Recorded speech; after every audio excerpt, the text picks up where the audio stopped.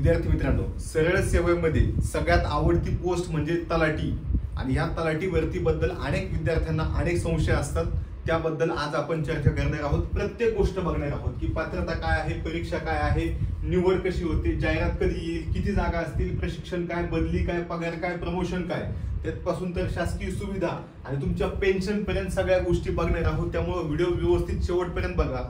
आणि यासोबतच जर तुम्हाला तलाठी भरतीसाठी ऑनलाईन बॅच घ्यायची असेल तर आपली बॅच उपलब्ध आहे आणि तुम्हाला फक्त 400 रुपयामध्ये ही बॅच उपलब्ध असणार आहे। यामध्ये आम्ही तुम्हाला 400 पेक्षा जास्त व्हिडिओ देणार आहोत। लाईव्ह प्लस रेकॉर्डेड बॅच आहे, अत्यंत दर्जेदार आणि महाराष्ट्रातील सर्वात स्वस्त तलाठी भरतीची बॅच आहे। कोणी जरी म्हणलं की TCS IBPS ला एकच असतं, नाही, TCS IBPS मध्ये सुद्धा तुम्ही बघितलं असेल की वनरक्षक भरतीला गणित नाही, तिकडे टेक्निकल सिलेबस आहे। इथं तुम्हाला गणित पण आहे आणि टेक्निकल सिलेबस नाही। इथं मार्कांची विभागणी वेगळी आहे, निगेटिव्ह सिस्टीम आहे, अशा बऱ्याच गोष्टी आहेत। तसंच काठिण्य पातळी सुद्धा इथं जास्त आहे। त्यामुळे प्रत्येक परीक्षा काही ना काही प्रमाणात वेगळी असते। तसं इथं तुम्हाला तलाठीची बॅच घ्यायची असेल तर आपल्या महाराष्ट्र अकॅडमी या ॲपवर तुम्हाला मिळून जाईल। यामध्ये तुम्हाला सगळे शिक्षक हे दर्जेदार असणार आहेत, जे व्हिडिओमध्ये दिसतील त्यांच्यासोबत इतरही शिक्षक तुम्हाला मिळणार आहेत। आता ही बातमी तुम्ही कुठेतरी बघितलेलीच असेल की तलाठी पदांच्या एकूण ज्या रिक्त जागा आहेत त्या जवळपास 2500 आहेत। जवळपास 2500 जागा आहेत। मागच्या वर्षी सुद्धा जवळपास एवढ्याच जागांची भरती आली होती आणि मोठ्या प्रमाणामध्ये विद्यार्थ्यांनी अर्ज केले होते, परंतु तयारी न केल्यामुळं ऐनवेळी सगळे परीक्षा डिक्लेअर झाल्या आणि सगळ्या परीक्षा डिक्लेअर झाल्यावर कोणती परीक्षा करू आणि कुठं काय केलं पाहिजे हेच कळत नव्हतं आणि अनेक विद्यार्थ्यांचं सिलेक्शन तिथं चुकलेलं होतं। म्हणून कोणतीही परीक्षा आल्यानंतर डायरेक्ट अभ्यास होत नसतो। जसं तुम्ही 10वी 12वीला तुमच्या बोर्डची एक्झाम दिली, CET असेल, नीट असेल, डायरेक्ट नीटचे फॉर्म आले किंवा हॉल तिकीट आल्यावर पळापळ करून उपयोग नसतो। तुमची नीट पास होण्यासाठी तुम्हाला कमीत कमी आधी 2-2.5 वर्ष तरी अभ्यास करावा लागतो। तेव्हा ती परीक्षा देऊन त्याच्यातून काहीतरी निकाल लागत असतो चांगला, जो आपल्याला अपेक्षित आहे। तसं इथं तर स्पर्धा परीक्षा आहे, इथं तुम्हाला ऍडमिशन नाही होणार, इथं तुम्ही शासनाचे सेवक होणार आहात, अप्रत्यक्षपणे शासनाचे जावई होणार आहात। त्यामुळे इथं आपण ज्या गोष्टी सगळ्या बघणार आहोत त्या सगळ्या बघून घ्या। जर तुम्हाला आपली बॅच घ्यायची असेल तर बॅच घ्या। तुम्हाला जर नाही आवडली तर बॅच घेतलेल्या तारखेपासून 7 दिवसात सांगा, तुमचे पैसे सुद्धा रिटर्न होऊन जातील। इथं तुम्हाला शिकवायला ही सगळी दर्जेदार टीम आहे। मी स्वतः असणार आहे। माझं पहिल्या प्रयत्नामध्ये PSI म्हणून सिलेक्शन झालेलं आहे। राज्यसेवेच्या मुलाखती दिल्या, त्यासोबत MPSC मधून बाकीच्या पण 1-2 ठिकाणी सिलेक्शन झालेलं आहे। ज्यांना पाहिजे असेल ते गुगल करू शकतात। त्यासोबत तुम्ही पवन पाटील सर जे इंजिनियर आहेत त्यांचंही बघितलं असेल, सूर्य मॅडम पण बघितले असतील, त्यांचं सुद्धा झालेलं आहे। आणि जे ज्ञानेश्वर सर आहेत त्यांचे सुद्धा PSI पदाच्या 2-2 मुलाखती झालेल्या आहेत। ज्या विद्यार्थ्यांना वाटतंय की खरोखर चांगला कोर्स आहे तुम्ही येऊ शकता आणि जर तुम्हाला नाही आवडला तर तुम्ही 7 दिवसात सांगा, तुमचे पैसे रिटर्न देऊ। एवढ्या जागा आहेत। आता छोट्या छोट्या गोष्टी आहेत, अनेक विद्यार्थ्यांना माहिती नसतात, म्हणून आपण घेणार आहोत। ह्याच्यामध्ये जे बेसिक आहे ते तुमचं पदवीचं शिक्षण। याच्यामध्ये पात्रता काय आहे, तुमची पदवी असेल तरच तुम्ही परीक्षा देऊ शकता। आता पदवीमध्ये काय येते, तुम्ही 12वी नंतर जे कोणता कोर्स केलाय, ज्याला डिप्लोमा नाही म्हणत डिग्री म्हणतात, ती कोणती पण, मग BE चालेल म्हणजे बॅचलर ऑफ इंजिनिअरिंग, BA चालेल म्हणजे बॅचलर ऑफ, BSc चालेल, फार्मसी चालेल, BSc ॲग्री चालेल, YCM मधून तुम्ही एखादी डिग्री घेतली ती पण चालेल, तुम्ही डॉक्टर असेल तरी चालेल, इथं काही प्रॉब्लेम नाही। फक्त तुमची पदवी झालेली पाहिजे किंवा तुम्ही पदवीच्या शेवटच्या वर्षाला पाहिजेत, म्हणजे तुमचा पुढच्या 1-2 महिन्यामध्ये निकाल लागणार आहे। ठीक आहे। इथं वयाची जी अट आहे ती वयाची अट 19 ते 38 आहे आणि त्याच्यामध्ये सुद्धा तुमच्या कॅटेगरीच्या विद्यार्थ्यांना, थोडं टायपिंग वाल्यांनी गोंधळ घातलाय, 38 वयापर्यंत तुम्ही अर्ज भरू शकताय। त्यासोबत कॅटेगरीच्या विद्यार्थ्यांना 43 वय म्हणजे अजून 5 वर्ष एक्सटेन्शन मिळत आहे। म्हणजे काय आहे, तुम्ही जर ओपन मध्ये असाल तर 38 वर्ष आणि जर कोणत्याही कॅटेगरीमध्ये असेल तर 43 वर्षापर्यंत तुम्ही अर्ज भरू शकता। तुम्ही जर माजी सैनिक असाल तर तुम्हाला 45 वर्षापर्यंत अर्ज भरता येतो।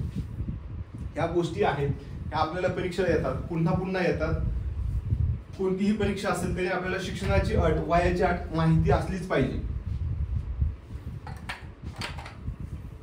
कोणताही फॉर्म भरताना ह्या गोष्टी लागतात, विचारल्या जातात, आपल्याला त्या क्लिक कराव्या लागतात, त्याशिवाय फॉर्म तुमचा सबमिट होत नाही।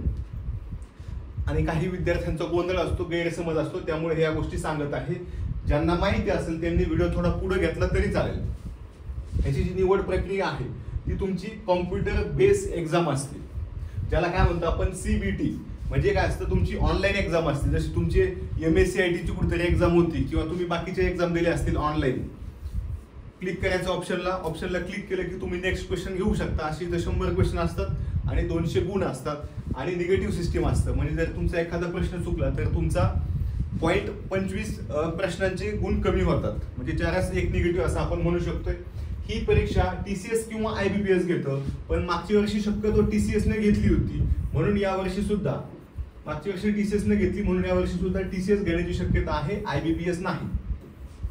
शेवटी काय आहे, शासन आहे, निर्णय बदलायला सांगू शकत नाही, पण शक्यतो एकाच कंपनीला तीच एक्झाम पुन्हा घेण्याची संधी दिली जाते. इथं जे आहे TCS म्हणजे टाटा कन्सल्टन्सी सर्व्हिस आणि IBPS जी आहे ती आपली बँकिंग एक्झाम आहे. तर ही बँकिंग एक्झाम ही आधी घ्यायची आणि त्यांना आता महाराष्ट्रामध्ये सुद्धा आपल्या राज्य शासनाच्या जागा भरायची परमिशन दिलेली आहे. आता ह्याच्यामध्ये अनेक विद्यार्थी असं सांगतात की आता तलाठी भरती येणार आहे, मोठ्या जागा आहेत आणि ह्या जागा आता MPSC कडे जाणार आहेत. मग MPSC कडे जाणार आहेत तर बाबा ठीक आहे, कधी जाणार सांगा, माहित नाही. कधी जातील हे सांगतात तुम्हाला, फक्त 1 जानेवारी 2026 नंतर जाणार आहे. जाईल का माहित नाही. MPSC कधी घेणार आहे परीक्षा माहिती नाही. MPSC कडे अशा परीक्षांसाठी झालेले पेपर आहेत का माहिती नाही. अभ्यासक्रम आहे का माहिती नाही. अरे मग तरी एवढं माहिती नसेल तर तुम्ही MPSCचा नक्की कशाचा अभ्यास करायचा. लक्षात घ्यायचंय, समजा MPSC आपली PSI ची एक्झाम घेते. PSI ची एक्झाम 2 टाईपची असते. एक असते खात्यांतर्गत PSI, ज्याला डिपार्टमेंटल PSI म्हणतात, आणि एक असते डायरेक्ट PSI, म्हणजे तुमची गट ब मधून होते. ठीक आहे. आता इथं तुम्ही जर विषय बघितलं तर विषय बरेच तुम्हाला कॉमन दिसतील आणि काही अजिबात दिसणार नाही. जसं की गट ब मधून म्हणजे जी आपली प्री, मेन्स, फिजिकल आणि इंटरव्ह्यू अशी एक्झाम होते, ह्याच्यामध्ये तुम्हाला पूर्व परीक्षेला गणित बुद्धिमत्ता असतं. इथं मात्र तुम्हाला गणित बुद्धिमत्ता नसतं. इथं तुम्हाला आंतरराष्ट्रीय संबंध किंवा शेजारी राष्ट्रांशी संबंध असा नावाचा विषय असतो एक डिपार्टमेंटल PSI ला, जो इथं नसतोय डायरेक्ट PSI ला. तुम्ही जर डिपार्टमेंटल एक्झाम दिली तर पूर्व परीक्षेला गणित आणि इंग्रजी हे विषय असतात. इथं मात्र ते विषय मुख्य परीक्षेला असतात. इथं तुम्हाला डिपार्टमेंटल PSI ला जे कायदे असतात ते कायदे असतात फक्त मुख्य परीक्षेला, बाकी कोणताही विषय नसतो. एकच विषय असतो, ते म्हणजे तुमचे सगळे कायदे, मोठे कायदे आणि किरकोळ कायदे. इथं तुम्हाला गट ब च्या MPSCच्या PSIच्या एक्झाम मध्ये कोणतेही कायदे नसतात. जेव्हा पॅटर्न बदलल तेव्हा बदलल, आज बदललेला नाही. आता 2 दिवसांनी बदलल की 2 वर्षांनी बदलल माहिती नाही. सध्या जे चालू आहे करंट सिच्युएशन आपण लक्षात घेतली पाहिजे. जग बुडणार आहे म्हणून आपण काय जगायचं सोडून देत नसतो. त्यामुळे जे चालू आहे सध्या तेच ग्राह्य धरा, तेच खरं माना आणि त्याच्यानुसारच चाला. की बाबा इथं पूर्ण वेगळं आहे. एक्झाम दोन्ही MPSCच घेते, आले लक्षात. दोन्ही PSIचे आहेत, दोन्हींना पगार सेम आहे, दोन्हींचं ट्रेनिंग एका ठिकाणी होतं, दोन्हींची पोस्टिंग समान दर्जाची असते, कशाचाच काही फरक नाही. परंतु एकच परीक्षा असूनही खूप वेगळ्या पद्धतीने घेतली जाते. योगायोगाने दोन्हींचे क्वेश्चन पेपर उपलब्ध आहेत, त्याच्यामुळे विद्यार्थ्यांना तयारी करता येते. परंतु इथं मात्र तसं काहीच नाही. आणि TCS कडे जाण्याआधी MPSC आधी कमीत कमी घोषणा करेल, त्याच्यासाठी तुम्हाला 4-5 महिने कालावधी देईल, स्वतःला कालावधी देईल. त्याच्यामुळे MPSC कडे जाईल हे डोक्यातलं सध्या तरी काढून टाका. कारण MPSC कडे जाणार असेल तरी सुद्धा तुम्ही आजच काही करू शकत नाही. राहिला प्रश्न, काही विद्यार्थी म्हणतील की तुम्ही म्हणले बॅच घ्या, पण बाबांनो आमची बॅच घेतली आणि बॅच घेतल्यानंतर तुम्हाला असं झालं की बाबा आता पॅटर्न बदलला, MPSC कडे गेलाय. ज्या विद्यार्थ्यांनी ऍडमिशन घेतलंय त्यांना आम्ही ह्याच किमतीमध्ये MPSCच्या तलाठी बॅचला सुद्धा शिकवू, जर गेली तर, जर MPSC ने घेतली तर. पण जर ही एक्झाम तुमच्या 75,000च्या जागेमध्ये लगेचच आली तर तुमची परीक्षा ही TCSच घेणार आहे 100%. आणि कोणीही घेतली तरी आम्ही शिकवणार आहोत, तुम्हाला अभ्यास करायचा आहे. आता बघा परीक्षेचे टप्पे काय आहेत. एकच टप्पा आहे, एका टप्प्यातच तुमची सगळी परीक्षा होणार आहे. आणि ही परीक्षा तुमची कोण घेणार, शक्यतो TCS, ना IBPS ना MPSC. जर काही बदल झाला तर तुम्हाला आधीच कळणार आहे, त्यामुळे त्याचा लोड घेऊ नका. सध्या तुम्ही अभ्यास करणे एवढाच पर्याय आहे. MPSC कडे गेली तरी इतिहास तोच आहे, भूगोल तोच आहे. MPSC कडे गेली तरी त्यांना लँग्वेज घ्यावीच लागणार आहे.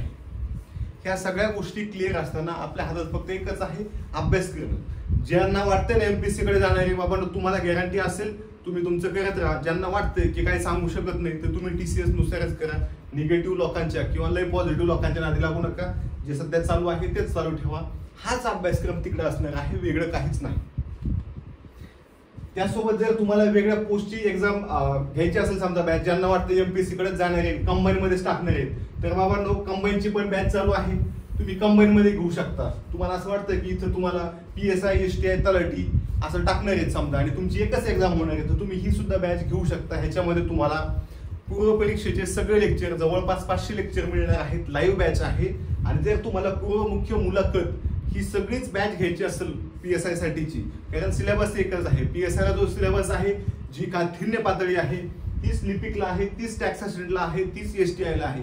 काहीही बदल नाही. व्यवस्थित पेपर बघून घ्या. तुमच्या लक्षात येईल की यावर्षी झालेले गट ब चे पेपर हे गट क च्या पेपरपेक्षा सोपे होते. म्हणजे गट ब चा अवघड होता. गट क चा आहे म्हणून पेपर सोपा येत नसतो. म्हणून ह्या गोष्टी शिकून घ्या, समजून घ्या. त्यासोबत पोलीस भरती असेल, वनरक्षक असेल, तलाठी तर सांगितलं, लिपिक, अग्निवीर, SSC GD, आरोग्य सेवक, या सगळ्या बॅचेस तुम्हाला ऍप मध्ये मिळून जातील. सगळं एकदम उत्कृष्ट पद्धतीने शिकवलेलं आहे. तुम्हाला उत्पादन शुल्कची पण जाहिरात लवकरच येणार आहे. त्याची सुद्धा बॅच आपण चालू केलेली आहे. त्याचा सुद्धा तुम्ही नक्की फायदा घ्या. अशा पद्धतीने आहे. विषय कोणकोणते असणार आहेत? एकूण 100 गुण असणार आहेत. 100 प्रश्न आणि निगेटिव्ह सिस्टीम असणार. एक प्रश्न तुमचा आला तर तुम्हाला 2 गुण मिळणार. एक प्रश्न तुमचा चुकला तर तुमचे 0.5 म्हणजे अर्धा गुण कमी होणार. आता गणित आणि बुद्धिमत्ता हे झाले 25 गुण, मराठी 25 गुण, इंग्रजी 25 गुण, सामान्य ज्ञान आणि इतर जे आहे हे सुद्धा तुमचं 25 गुण. असे एकूण प्रश्न सांगतोय मी. हे 100 तुमचे प्रश्न असणार आहेत आणि 200 तुमचे गुण असणार आहेत. अशा पद्धतीने आहे. जागा ह्या 2500 असल्या तरी जागा जवळपास 2000 जाहिरातीमध्ये येतात. 100% जागा भरणार नाहीत आणि भरल्या तर चांगली गोष्ट आहे, खूप चांगली गोष्ट आहे. एवढ्या जागा कमीत कमी येतील. जाहिरात कधी येईल हा एक महत्वाचा प्रश्न आहे की बाबा जाहिरात येईल. जाहिरातीबद्दल प्रोसेस चालू आहे. त्यांनाही कामं झेपत नाहीत. शासनाने सांगितलं की आपल्याला हे पद भरायचे 75,000 आणि या मेगा भरतीमध्ये तुमचे महसूलचे सुद्धा पद भरायचा निर्णय शासनाने घेतलेला आहे. त्यामुळे तुम्ही जाहिरातीची वाट न बघता अभ्यास करणं हाच एक चांगला उपाय आहे. आता प्रशिक्षण बघा. जेव्हा तुम्ही तलाठी म्हणून सिलेक्ट होता, तलाठी म्हणून सिलेक्ट झाल्यावर तुम्हाला काय पहिल्याच दिवशी ट्रेनिंगला पाठवलं जात नाही. पहिल्या दिवशी सरळ तुम्हाला कोतवालाकडे पाठवतात, तुमच्या प्रांताकडे पाठवतात. प्रांत तुमचा कोतवालाकडे पाठवतो की बाबा ह्याला थोडं काम शिकवा. एखादा जो वरिष्ठ तलाठी आहे त्यातल्या चांगलं काम असणारा त्याच्याकडे तुम्हाला 8-10 दिवस ट्रेनिंग दिलं जातं. Direct on the spot training असतं आणि लगेच तुम्हाला जॉईन करून घेतलं जातं. आणि मग काही ना 6 महिन्यांनी, काही ना वर्ष 2 वर्षानं महसूल शाळा असतात. राज्यातल्या 2-3 ठिकाणी महसूल शाळा आहेत आणि त्या महसूल शाळेमध्ये तलाट्यांचं नियमित प्रशिक्षण आणि खात्याअंतर्गत म्हणजे विशिष्ट वर्षाने तुमचं प्रशिक्षण असतं. त्याला महसूल शाळा म्हणतात. आणि राज्यातली सगळेच तलाठी एका ठिकाणी बोलवले जातात आणि त्यांना ट्रेनिंग दिलं जातं. जशी तुमची निवड असते तसे. ठीक आहे. टप्प्याटप्प्याने बोलवले जातात. एकाच वेळी तुम्ही 2000 लोक बोलवले जात नाहीत. 200, 500, 100 अशा पद्धतीनं जसं त्यांना शक्य आहे तसं तुम्हाला बोलवलं जातं. कामाचं स्वरूप जे आहे तुम्ही सगळ्यांनी बघितलं असेल. प्रत्येकानं काही ना काही कारणामुळे तलाट्याकडे तुम्ही गेला असतात. तलाट्याच्या कार्यालयाला सजा असं म्हणतात आणि तलाट्याकडे एक कोतवाल नावाचा गावातलाच अधिकारी असतो जो तलाट्याला त्याच्या कामात मदत करत असतो. तलाट्याचे दप्तर म्हणजे काय, जे कागदपत्र आहेत ते सांभाळण्याचं काम तुमच्या कोतवालाचं असतं. तुमचं जर गाव मोठं असेल तर त्या गावामध्ये एका तलाट्याला मदतीला 2-2, 3-3 सुद्धा कोतवाल असू शकतात. मग तलाट्याचं काम काय आहे? तुमचे 7-12-8 म्हणजे जमिनीचे सगळे उतारे काढणं असेल, रेशन कार्ड असेल, रेशन धान्याचे दुकान आहे त्यांच्यावर नियंत्रण ठेवणं असेल, असे कामं असतात. 7-12-8 सारखे इतरही उतारे असतात त्याचं नियंत्रण ठेवणं.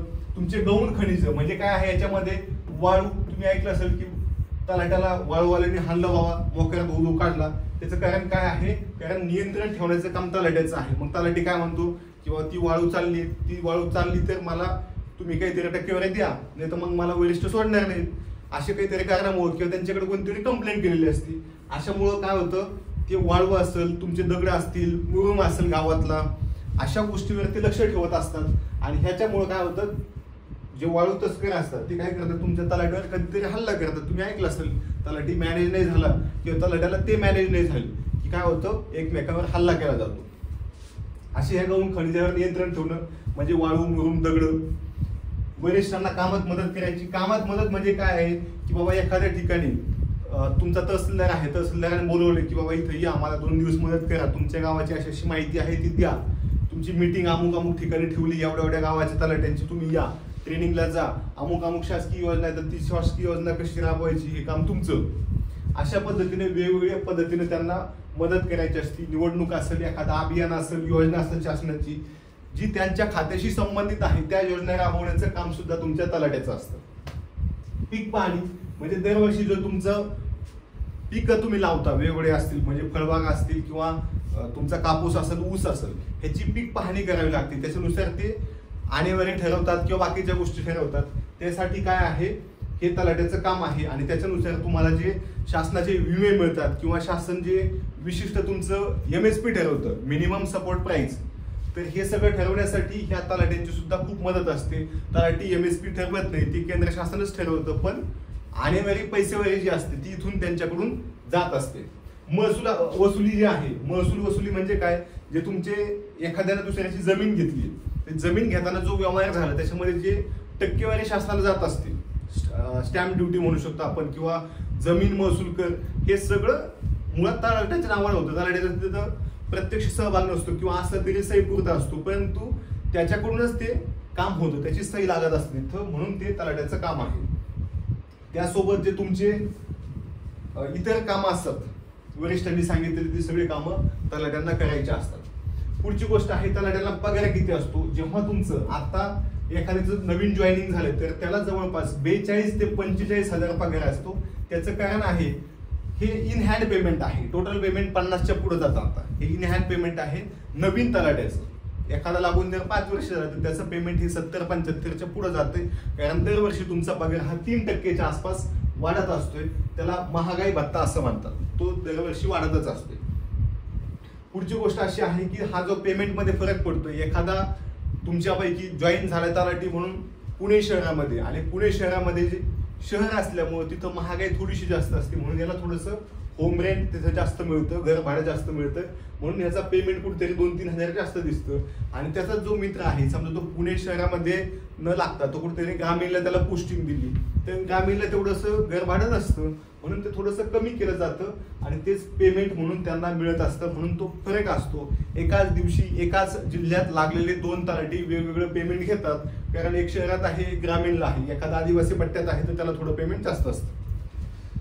पुढं आहे 8वा वेतन आयोग. तुम्हाला सगळ्यांना माहिती आहे की 8वा वेतन आयोग आता केंद्र शासनाला आधी लागू होईल, केंद्र शासनात झाले की राज्य शासनाला लागू होईल, आणि राज्य शासनाच्या सगळ्याच कर्मचाऱ्यांना हे पेमेंट लागू होणार. आणि ह्याच्यामुळे तुमचा पगार जो आहे तो 7 ते 8 हजारांनी वाढणार. जास्त नाही, पण 7 ते 8 हजारांनी तुमचं पेमेंट हे वाढत असतं. आणि ह्या पेमेंटचा तुम्हाला फायदा होणार असतो, कारण महागाई सुद्धा तेवढ्या वेगाने वाढत असते. जसं तुमचं वय वाढेल, जसं तुमचा अनुभव वाढेल, तसं तुम्हाला जास्त पेमेंट देणं आवश्यक असतं. म्हणून शासन ते वेतन आयोग लावून ती महागाई जी वाढली ती भरून काढण्याचा प्रयत्न करत असते. पुढे एक महत्वाचा आपुलकीचा विषय असतो की ठीक आहे, मी आता तलाठी झालोय, पुढं काय, मी काय आयुष्यभर तलाठी म्हणून राहील का? नाही. तिथं तुमचं प्रमोशन जे असतं ते मंडल अधिकारी म्हणून होत असतं. मंडल अधिकारी म्हणजे काय असतं, 8-10 तलाट्यावर नियंत्रण ठेवण्यासाठी किंवा लक्ष ठेवण्यासाठी, किंवा मोठ्या जे गाव असतात, तुमचं जे गाव आहे, समजा तुमचं गाव छोटं आहे तर आसपास एखादा तालुका नसतो, नगर परिषद नसते तिथं, परंतु तालुका नसलेलं तालुक्यातलं मोठं गाव जे आहे त्या गावामध्ये काय असतं, एक तलाठी असतो. आणि तो तलाठी काय असतो, वयानं जास्त असतो, त्याच्या 15 वर्ष 10 वर्ष सर्व्हिस झालेली असते. आणि अशा तलाट्याला काय केलं जातं, मोठ्या महसूल गावात पाठवलं जातं, त्याला आपण मंडल अधिकारी म्हणू शकतो. आणि हे वयानुसार नसतं, तुमची सेवा किती झाली. एखादा मुलगा 20 वर्ष लागला, एखादा चला 35 वर्ष लागला, तर काय होतंय, 10 वर्षांनी एकाचं वय होतंय 20 वाल्याचं 30 आणि ह्याचं होतंय 45. तर तुम्ही 45चे आहात म्हणून तुम्हाला मंडल अधिकारी पाठवलं जात नाही. तर तुमची सेवा किती झाली, समजा ह्याची सेवा किती झाली 31 म्हणजे 11 वर्ष झाली, आणि ह्याची 10 वर्ष झाली, तर ह्याला ते पोस्ट देता येते, द्यावी लागते. त्याच्यानंतर पुढे काही वर्षांनी, साधारणपणे 10-12 वर्षांनी नायब तहसीलदार म्हणून प्रमोशन होतं. आणि जो मुलगा कमी वयात लागलाय त्याला तहसीलदार म्हणून सुद्धा प्रमोशन मिळतं. लक्षात घ्या, तुम्ही जेवढं कमी वयात लागाल तेवढी तुमची सेवा जास्त होणार, आणि सेवा जास्त झाली म्हणून तुम्हाला वरची पोस्ट मिळत असते. ठीक आहे. पुढे जे आहे बदली बघा, ज्या जिल्ह्यात तुमची तलाठी म्हणून निवड झाली आहे, समजा XYZ विद्यार्थी आहे, मी समजा तलाठी म्हणून लागलोय, कुठे लागलोय, पुण्यात लागलोय, तर मला पुण्याच्या बाहेर पोस्टिंग स्वतःहून मागितल्याशिवाय देत नाही. म्हणजे मी जोपर्यंत तलाठी म्हणून काम करतोय, महसूल खात्यामध्ये काम करतोय, तोपर्यंत मला फक्त पुणे जिल्हाच मिळणार, मला दुसरीकडे उचलून टाकणार नाही. कारण माझी जी निवड आहे ती जिल्हा नियोजन निवड मंडळाकडून झालेली असते, कलेक्टर ऑफिसकडून झालेली असते. परीक्षा भलेही ऑल स्टेटची असेल, सगळ्या जिल्ह्यांची एकच परीक्षा असेल, परंतु माझी नेमणूक हे एका विशिष्ट जिल्ह्यात होते आणि तोच जिल्हा माझ्यासाठी शेवटपर्यंत असतो. फक्त माझी तिथलं तालुक्यातल्या तालुक्यात किंवा ह्या तालुक्यातून त्या तालुक्यात बदली होत असते. आणि लक्षात, समजा मी पुण्यात जॉईन झालो तर काही दिवस मला जुन्नरला ठेवतील, जुन्नरमधल्या ह्या गावाहून त्या गावाला, आणि तिथून उचलणार कुठे टाकणार, मग आंबेगावला टाकणार, आंबेगावून कुठे टाकणार, अजून दुसऱ्या तालुक्यात टाकणार. परंतु मला जिल्ह्याच्या बाहेर कोणी हाकलू शकत नाही. आणि लक्षात, तिथं मला कलेक्टर ऑफिसला टाकतील, प्रांत ऑफिसला टाकतील, ह्याच्यापेक्षा वेगळं नाही. पण जर समजा मी म्हणलं की नाही आता मला माझ्या गावाला जायचंय, आता मी आहे नगरचा, मग मला समजा नगरला जायचंय, तर मग मला स्वतःला अर्ज करावे लागणार. मी तिकडं अर्ज करायचं की मला बदलीसाठी द्या बाबा, इकडून NOC घ्यायची की नाही मला तिकडं बदली द्या. मग जेव्हा दोन्ही कलेक्टरचा मेळ जुळेल की बाबा ह्याला सोडायचं काय प्रॉब्लेम नाही, NOC आमची, नो ऑब्जेक्शन सर्टिफिकेट, आणि ते पण म्हणतील की हाय आमच्याकडे रिक्त जागा तर ह्याला घ्यायचंय बाबा, तर मग मला इकडून तिकडं जाता येतं. पण त्यासाठी मला स्वतःहून प्रयत्न करायचे असतात. नगरचा कलेक्टर मला काहीही करू शकत नाही, कारण माझ्यावर नियंत्रण आहे पुण्याच्या लोकांचं. ठीक आहे, एकदा बदली झाली की इकडच्या पुण्याचा माझा संबंध संपला, मग तिकडं तो माझा बॉस तिकडचा कलेक्टर, मग पुण्याच्या कलेक्टरचा माझा काही संबंध नाही, त्यांचे आदेश पाळण्याचा काही संबंध नाही. आंतरजिल्हा बदली त्यासाठी शासकीय नियम आहेत. पण शासकीय नियम कोणते आहेत? 4-5 नियम आहेत. किंवा तुमची बायको असं बाई असेल तर तिच्यासाठी नवरा काय पाहिजे, शासकीय सेवेत पाहिजे, केंद्र शासन किंवा राज्य शासन यांच्या शासकीय सेवेत पाहिजे, खाजगी संस्थेवर चालत नाही. खाजगी संस्थेवर असेल तर तो शासकीय अनुदानित संस्था असली पाहिजे, तरच ती बदली होतीये. त्यासोबत जर तुमची आई वडील यांना गंभीर आजार असेल, गंभीर आजार म्हणजे काय आहे, एड्स आहे, कॅन्सर आहे, बायपास झाले एखाद्याचं मेंदूचं मोठं ऑपरेशन झालंय, तर अशा वेळेस तुमची बदली आई वडिलांच्या काळजीसाठी तुम्हाला तुमच्या गावाला पाठवलं जाऊ शकतं. पण मी असं नाही म्हणू शकत की माझे आई वडील आहेत नगरला, मी आहे पुण्याला आणि मला बदली पाहिजे मुंबईला. नाही, तुम्हाला जिथं पाहिजे तिथलं कारण द्यायचं आहे की ह्या कारणामुळे मला मुंबईला पाहिजे. ठीक आहे, तुमचे मुलं आहेत पण मुलांना सुद्धा गंभीर आजार आहे, एखाद्याला खूप मोठा इश्यू झालेला आहे काहीतरी, की बाबा त्याला दुसऱ्या माणसाच्या सपोर्टची गरज आहे, तो शाळेत एकटा जाऊ शकत नाही, मतिमंद आहे किंवा कुठेतरी लांगडा पांगडा आहे, तर अशा वेळेस काय केलं जातं, त्या संबंधित मुलाच्या काळजीसाठी त्या पालकांना तिथं बदली मिळू शकते. परंतु तुम्हाला ते सगळं डॉक्युमेंटला ते दाखवावं लागतं की बाबा मला इथं बदलीची गरज आहे, तरच तुमची बदली तिथं केली जाते. ओके, त्यासोबत आई आणि वडील यांच्यापैकी एकच जिवंत आहे, दोघं जिवंत आहेत, तुम्हाला नॉर्मल याच्यामध्ये बदली मिळणार नाही. एकतर तुमचे ते गंभीर आजारी पाहिजे किंवा दोघांपैकी एक जिवंत पाहिजे आणि एक गेलेलं पाहिजे. दोन्ही गेलेत काय उपयोग नाही, एक जिवंत पाहिजे, म्हणजे एकाच्या सांभाळासाठी त्यांना म्हातारपणाला कोणाच्या तरी सपोर्टची गरज आहे तर तुम्हाला पाठवलं जातं. नाहीतर ते दोघंही जर समजा 70चं आहे एक आणि एक 75चं आहे, 78चं आहे, कशाचं आहे असू द्या, ठीक आहे, तर शासन म्हणतं ते त्यांचं बघून घेतील, तुमची जाण्याची गरज नाही. मग इथं काय आहे, याच्यातलं हे कोण आहे, समजा आई आहे, इथं आहेत वडील, ठीक आहे, याच्यातलं कोणतंही एक घेतलं तर एकाच्या सांभाळासाठी तुम्हाला जाता येतं. पण त्यासाठी अट आहे की तुम्ही एकुलते एक पाहिजेत. म्हणजे तुम्हाला बहीण असेल चालतंय, पण बहिणीचं लग्न झालेलं पाहिजे, किंवा जर तुम्हाला सख्खा भाऊ असेल तर तरी सुद्धा तुमची बदली होत नाही. अशा छोट्या छोट्या गोष्टी आहेत. त्यानंतर ज्या गोष्टी आहेत, शासनाचे नियम थोडेफार बदलत असतात, परंतु सध्याचे नियम एवढेच आहेत. आता शासकीय सुविधा काय काय मिळतात? पहिली गोष्ट, समजा आता मी तलाठी म्हणून पुण्यात जॉईन झालोय आणि रस्त्याने चाललो होतो मी, किंवा मला अचानक छातीत दुखायला लागलं आणि अटॅक आला, मी खपलो, मरून गेलो मी, किंवा मग माझा ऍक्सिडेंट झालाय, मी कुठेतरी लाईटला चिकटलोय, मेलोय, काहीतरी कारण झाले, कॅन्सर झाला, एड्स झालाय आणि मी मरून गेलोय, तर अशा वेळेस काय असतं, तुम्हाला माझ्या नंतर जे कोणी कुटुंबातला, आता इथं कुटुंब काय असतं, समजा मला भाऊ आहे आणि त्याचं लग्न झाले तर तो कुटुंबाचा सदस्य राहत नाही. मग माझ्या मागं कोण आहे, चला एक लहान मुलगा आहे, 10वी-12वीचा आहे, किंवा त्याचं काय ग्रॅज्युएशन झालं, कारण माझं वय किती हे तुम्हाला माहित नाही. मग त्याचं वय जेव्हा तो वयामध्ये त्या मॅच्युअर होईल तेव्हा काय केलं जातं, माझ्या जागी त्याला अनुकंपा तत्वावर काय केलं जातं, नोकरीला घेतलं जातं. त्याला काय म्हणतात, अनुकंपा. म्हणजे काय असतं, शासकीय सेवक गेल्यानंतर त्याचे जे मागचे लोक आहेत त्यांचे ते उघड्यावर येऊ नयेत, नाही का, म्हणून शासन काय करत असतं, अनुकंपा तत्वावर त्यांना नोकरी देत असतं. परंतु ती कोणाला मिळते तर अनमॅरिड भाऊ असेल तर त्याला मिळू शकते, अनमॅरिड बहीण असेल तर तिला मिळू शकते, नवरा मेला तर बायकोला मिळू शकते, बायको मेली तर नवऱ्याला मिळू शकते. अर्थात तिथे आधीच कुठेतरी शासकीय सेवेत असेल तर मिळणार नाही. किंवा तुम्ही जर म्हणले आम्हाला नको तर शासन विशिष्ट अमाऊंट तुम्हाला एकदाच देऊन टाकतं, किंवा ते तुमचं जे अर्ध पेमेंट आहे ते काही शासनाचे नियम थोडेफार बदलत राहतात, त्याच्यानुसार मिळून जाते. समजा कुटुंबामध्ये कोणीही आजारी पडलं, अपघात झाला तर काय होते की समजा आता मी आहे, वडील अचानक आजारी पडले आणि त्यांना दवाखान्यात 2, 5, 10, 20 लाख खर्च आला तर शासन हा सगळा खर्च देते. शासनाने आपला तेवढा ठेका घेतलेला असतो की बाबा ह्यांच्या कुटुंबाची जबाबदारी आम्ही घेतो, पण कोणती घेतो बाबा, दवाखान्याची घेतो. तुम्ही उद्या म्हणता दुकानात जायचं आम्हाला किराणा घ्यायला पैसे नाहीत, कपडे घ्यायला पैसे नाहीत, असं चालणार नाही. तुम्ही जर आजारी असाल तर तुमचा दवाखान्याचा खर्च शासन करत असते. ह्याच्यामध्ये तुमचं ऑपरेशन आलं, दवाखान्याचं ओपीडीचे आलं, मेडिसिन आले, किंवा अजून काय तुमचे जे काही ट्रीटमेंट असेल ते सगळं आलं. पण तुम्ही असं म्हणू शकत नाही की मला सर्दी खोकला झालाय आणि मेडिकलमध्ये गेलो मी तर मला 20 रुपये लागलेत आता त्या शासनाला. शासन असं देत नाही. शासन काय म्हणते की इमर्जन्सी असेल, तुम्हाला खूप गरज असेल आणि ते सहजासहजी म्हणजे कमी खर्चात होऊ शकत नसेल तरच तुम्ही अशा ठिकाणी आम्हाला अप्लाय करा, आम्ही तुम्हाला पैसे देऊ. अर्थात त्याच्यामध्ये अजूनही खूप जास्त प्रमाणामध्ये टक्केवारी चालते. ती टक्केवारी 10-20% दिल्याशिवाय तुमचं बिल मिळत नाही.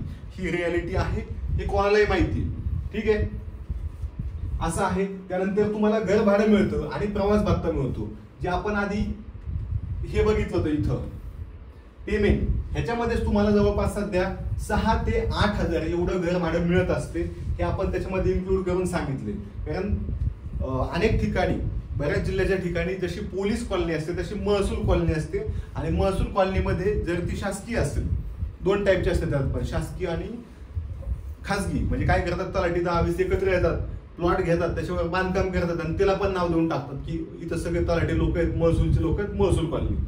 तसं काय आहे इथं, जर शासनाची असेल तर शासन तुम्हाला अशा वेळेस घर भाडं देत नाही. जे 6 ते 8 हजार आहे ते इथं तुम्हाला मिळणार नाही, ते तुम्हाला कमी मिळणार, कारण तुमचा घर भाड्याचा खर्च वाचलाय.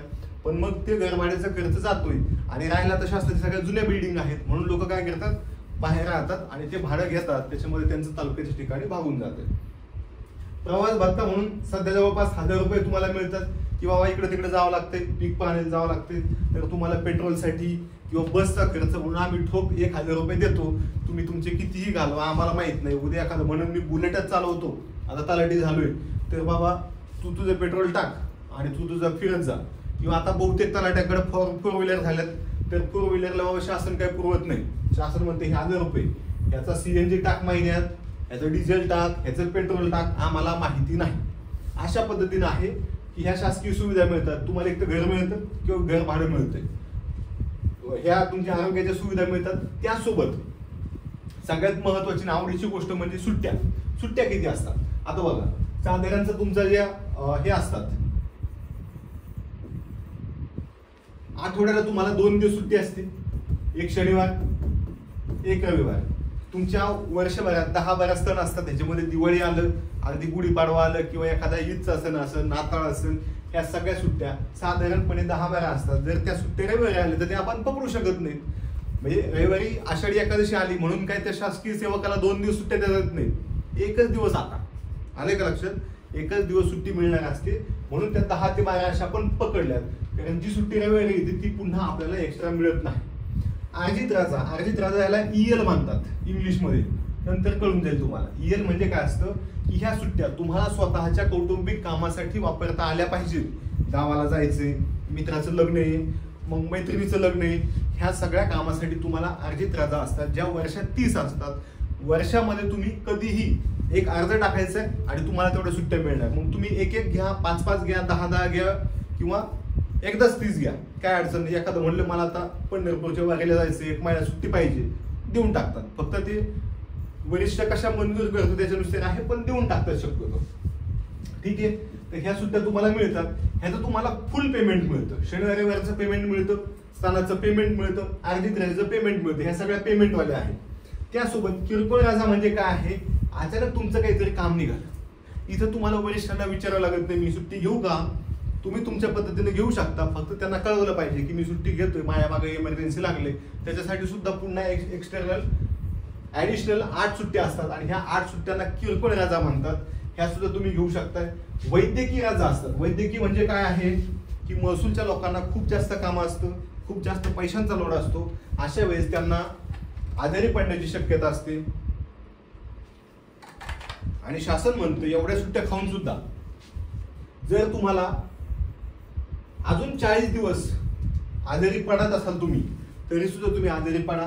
एकतर 40 दिवस तुम्ही सलग आजारी पडले तर आम्ही तुम्हाला 20 दिवसाचा पूर्ण पेमेंट देऊ, म्हणजे हाफ डेचं पेमेंट देऊ, हाफ डेचं देणार नाही. किंवा तुम्ही काय करा, सलग 20 दिवस ऍबसेंट राहा, मग ते सुट्ट्या ह्या वर्षी वापरा, पुढच्या वर्षी वापरा, आम्हाला प्रॉब्लेम नाही. मग सलग 20 दिवस तुम्ही ऍबसेंट राहिले तरी सुद्धा शासन तुम्हाला फुल पेमेंट देते. म्हणजे तुम्हाला सुट्ट्या बघा किती झाल्या, ह्या 52च्या किती झाल्या, 104. या सणाच्या 10च पकडूया आपण. तुमच्या अर्जित रजा झाल्या फक्त 30, किरकोळ रजा झाल्या फक्त 8, याचा 38 करू आपण, आणि तुमच्या वैद्यकीय रजा झाल्या 20. अशा पद्धतीने तुमच्या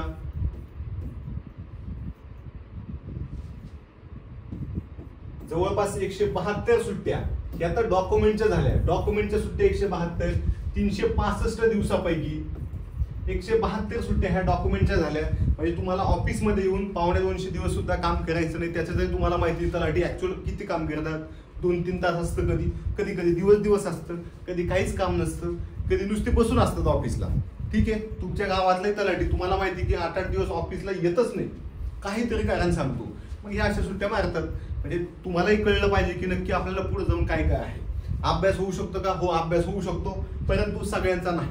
जिथं हेवी वर्कलोड आहे, शासनात असंच आहे, एकतर कामाचा खूप लोड आहे किंवा कामाचा लोडच नाही. म्हणजे जिथं 10 लोक काम करतात तिथे ऍक्च्युअल एकच माणसाची गरज असते. आणि कधी कधी असं असतं की बाबा इथं तुम्हाला शासकीय काम करत असताना कमीत कमी 10 माणसांची गरज आहे, तिथं फक्त 3च माणसं कुत्र्यासारखं काम करतात. ही रियालिटी आहे. आता ह्या झाल्या सुट्ट्या. त्यासोबत ज्या आपल्या महिला भगिनी आहेत, महिला असतील किंवा पुरुष असतील, तुमचे सगळ्यांची आता तलाठी म्हणून निवड झाल्यावर लग्न होणार आहे. लग्न झाले म्हणजे लेकरं होणार आहे, आणि लेकरं झाल्यानंतर तुम्हाला डिलिव्हरीच्या वेळेस प्रसूती रजा मिळते. महिलांना मिळते ती 6 महिने, अशी 2 वेळा 2 लेकरांसाठी मिळते. आलं लक्षात? इथं काय मिळतं तुम्हाला? 2 वेळा 6 महिन्याची सुट्टी मिळते महिलांना. जर पुरुष असेल तर पुरुषांना प्रसूती रजा न मिळता पालकत्व रजा किंवा त्याला पॅटर्नल लीव्ह म्हणतात, 15 दिवस.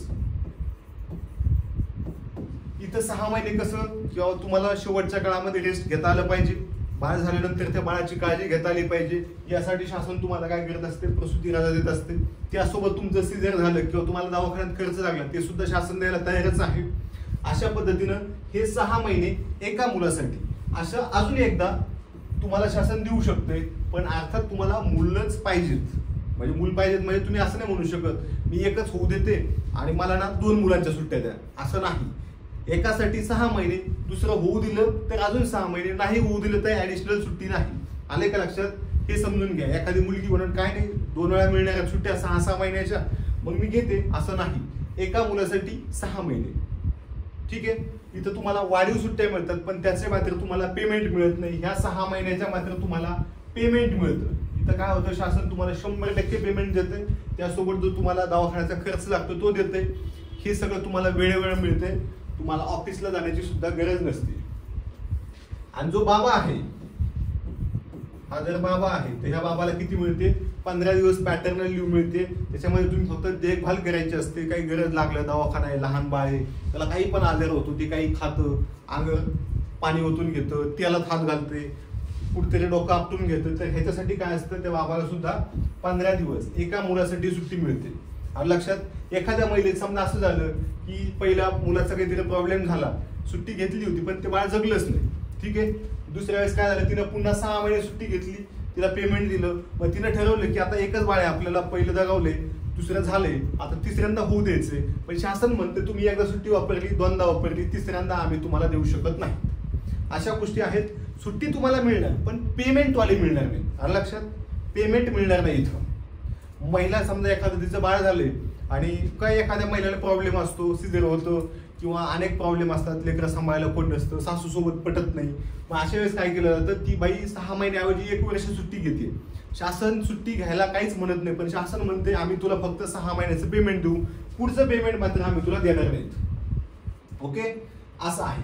आता बघा पेन्शन म्हणजे काय आहे, तुम्हाला पेन्शन सध्या बंद झालेलं आहे सगळ्यांना माहिती. मग आता काय झालंय, पीएफ आलाय. पीएफ म्हणजे काय आहे, तुमचा एक फंड आहे जो तुमच्याच पगारातून शासन काढून घेते दरवर्षी 3-4 हजार रुपये, आणि त्याच्यामध्ये स्वतःचे 3-4 हजार टाकते, तुमची जेवढी अमाऊंट आहे तेवढी, आणि त्याचं काय करते, NPS वगैरे करून टाकते, आणि ते पैसे तुम्हाला तुमच्या रिटायरमेंटला वापरता येतात. तोपर्यंत तुम्हाला त्याचं व्याजासहित सगळं मिळतं. ते पैसे तुम्ही गरज लागली तर पुढे 5 वर्षांनी काढू शकता, टप्प्याटप्प्याने लागतील तशी. अचानक वाटलं तुम्हाला की गावाकडे शेती घ्यायची, गावाकडे काहीतरी XYZ गोष्ट करायची, गाडी घ्यायची, तर तुम्ही त्या पीएफ मधले सुद्धा पैसे काढू शकता. अशा पद्धतीनं हे तुम्हाला पेन्शन फंड एकदाच मिळतो रिटायरमेंटच्या वेळेस. आणि जर समजा तुम्ही आधीच घेतली रिटायरमेंट म्हणजे मॅच्युअर होण्याआधी, तरी सुद्धा हे सगळे पैसे तुमच्या अकाउंटला येऊन जातात, अशी गोष्ट आहे. इतर काही गोष्टी आहेत, या इतर गोष्टीमध्ये तुम्हाला आत्तापासून अभ्यास करणं आवश्यक आहे. अभ्यास जर केला तरच ह्या सगळ्या गोष्टी शक्य आहेत. अभ्यास नाही केला तर प्रचंड अवघड आहे. त्यामुळं अभ्यास करत राहा. करायची असेल तर मन लावून करायचं, नाही तर करायचंच नाही. उगाच स्वतःला फसवायचं नाही, आईवडिलांना फसवायचं नाही, वेळ व्हायला घालवायचं नाही. काय तुम्हाला उद्योग व्यवसाय करता येईल तसं करा. हॉटेल भाग्यश्री टाका, तिरंगा टाका, UPSC करा, MPSC करा. पण जर इथं तुम्हाला अभ्यास होत नसेल तर अभ्यास न केलेला चांगला, आईवडिलांना न फसवलेलं चांगलं. आपलं महाराष्ट्र अकॅडमीचं ॲप आहे, याच्यामध्ये तुम्हाला तलाठी भरतीचे झालेले पेपर उपलब्ध आहेत. ह्याची तुम्ही झेरॉक्स काढू शकता. तुम्हाला लागलं तर पुस्तक लवकरच उपलब्ध होणार आहे. आणि सगळ्यात महत्त्वाचं, तुम्हाला घ्यायची बॅच तर घेऊ शकताय. आणि त्याच्याही पलीकडे समजा उद्या असं झालं की पॅटर्न बदललाय आणि खरोखर MPSC कडे गेली, तर आम्ही तुम्हाला याच किमतीमध्ये MPSC ला सुद्धा शिकवू. त्यासाठी तुम्हाला वेगळे पैसे मोजण्याची गरज नाही, पण तुमचा लॉस होऊ नये म्हणून आमच्या ह्या सुविधा आहेत. आलं लक्षात? तुम्हाला कोणी असं म्हणणार नाही की ही बॅच घ्या आणि ह्या बॅच सोबत आम्ही तुम्हाला ती पण देऊ, कारण तिचा पॅटर्नच माहित नाही, अजून काहीच नाही, जाणार की नाही माहित नाही, आणि जाहिरात लगेच येणार आहे. त्यामुळं सध्या TCSच परीक्षा घेणार आहे, हेच लक्षात ठेवा. आमच्याकडे काय घ्यायला काही सगळंच नाही, MPSC पण आहे, जे काय पाहिजे ते आहे. आणि एवढंही करून जर तुम्हाला आवडला नाही कोर्स, तर तुम्ही 7 दिवसाच्या आत सांगायचे. 8व्या दिवशी सांगून उपयोग नाही, पेमेंट रिटर्न होत नाही. कंपनीचे रेझर पेचे काही नियम असतात, त्यानुसार आहे. ठीक आहे. तर इथं तुम्हाला अजूनही सांगतोय पुन्हा एकदा, सलाम PSI बॅच आहे, ज्याच्यामध्ये MPSC गट ब गट क च्या सगळ्या पोस्ट इन्क्लूड आहेत, कारण सिलेबस सध्या एकच आहे. अगदी मुलाखतीपर्यंत आम्ही शिकवतोय.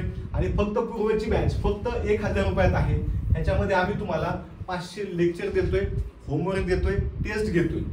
पोलीस भरतीची बॅच आहे, तलाठी आहे, लिपिक आहे, अग्निवीर आहे, आरोग्य सेवक आहे, दारूबंदी पोलीस म्हणजे उत्पादन शुल्क आहे. त्यासोबत आपल्याकडे टेस्ट सिरीज सुद्धा उपलब्ध आहेत. हे तुम्हाला लागत असेल तर घ्या. आपल्यापेक्षा चांगलं जर कोणी शिकवणार असेल एवढ्या कमी किमतीत, तर ते सुद्धा नक्की घ्या. एक व्हिडिओ तुम्हाला 6 वेळा बघण्याची परमिशन आहे. जर तुमचे ते 6 वेळा बघून झाले तर तुम्हाला अजून आम्ही 6 वेळा बघायला देऊ, कारण 6 वेळा तुम्ही पिक्चर सुद्धा बघू शकत नाही. लेक्चर बघायला मात्र आपल्याला कंटाळा येतो, कारण ते आपला विषय नसतोय. अशा पद्धतीने आहे. तुम्हाला मला वाटते जिल्ह्याचा जो तलाठी असतो त्याच्याबद्दल सगळी माहिती मिळालेली आहे. आणि जर तुमचे काही डाऊट्स असतील तर नक्की कमेंट्स बॉक्समध्ये विचारा. आणि तुम्हाला अजून कोणत्या पदाबद्दल अशी माहिती आवश्यक आहे ते सुद्धा नक्की सांगा, जेणेकरून आपल्याला पुढचा व्हिडिओ त्यावर घेता येईल. या सगळ्या गोष्टी आपण बघितल्या. जरी एखादा मुद्दा राहिला असेल तरी आपण क्लिअर करू. पण महाराष्ट्र अकॅडमीवर तुम्हाला झालेल्या प्रश्नपत्रिका मिळणार, त्यासोबत तुम्हाला पेड बॅच सुद्धा मिळणार, ती तुम्ही घेऊ शकता. इतर पदांसाठी सुद्धा उपलब्ध आहेत. या ॲपचा नक्की तुम्ही फायदा घ्या. आणि YouTube चॅनलला सुद्धा सबस्क्राईब करून ठेवा, जेणेकरून तुम्हाला प्रत्येक वेळी, आम्ही सध्या दिवसाला 4 ते 5 तास तुम्हाला लाईव्ह शिकवत असतोय, या प्रत्येक गोष्टीचा तुम्हाला मोफत फायदा होईल. याचा सुद्धा फायदा घ्या. आणि जो घंटा दिसतो ना तो YouTubeचा, तो दाबून ठेवा, म्हणजे जेव्हा जेव्हा आम्ही लाईव्ह येऊ तुम्हाला तर कळून जाईल. जय हिंद.